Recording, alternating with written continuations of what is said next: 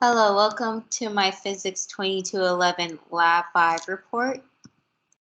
For this lab, we were asked to observe a sleeky falling from static equilibrium. Some questions we will ask ourselves during this lab is, does the bottom of the sleeky fall with the top, or does the top of the sleeky, when it gets let go, hit the ground before the bottom does? So some formulas we will need to remember for this lab is Newton's second law to figure out the change in velocity as the sleeky falls, gravity, which is acting on the sleeky the entire time of the experiment, tension that slowly decreases as the sleeky falls, and drag.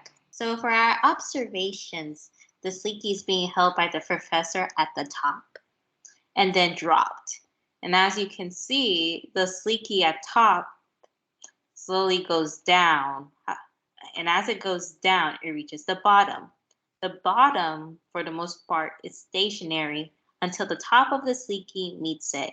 And then they both travel down all the way to the bottom. The reason this is happening is because at the beginning, when it's at static equilibrium, there's only two forces, tension and gravity. However, as the sleeky is released, the tension decreases, and drag and gravity are the only two forces working on it at the bottom. When that happens, when the top of the sleeky reaches the bottom of the sleeky and they collapse together, they both fall down. So to get a model working, we set up the code for Python in Python. So here we have the spring's mass, the position of the spring, and the spring velocity. We have a small delta t so that we get more exact positions for a model. We have the gravity constant, and then we have j hat, which is the direction which the forces are acting on, which we will use for gravity and tension and drag. And then here is the drag force.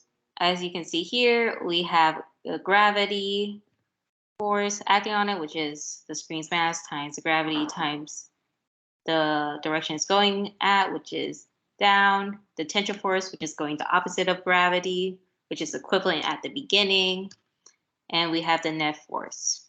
This first while loop right here is when the top of the spring here is just going down by itself and before it hits the bottom of the spring. So the only two forces we have here are tension and gravity, which is why the F net is just weight plus the tension force. The second while loop right here is after the top and the bottom are together and they fall down together.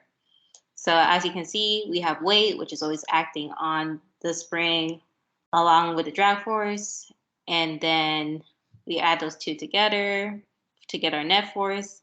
And then we have the momentum principle in the second law, updating every delta t. So these are observed data. The reason why the model and the observed don't happen at the same time is because of a rounding error or a rounding difference between Google Slides and also the GlowScript code.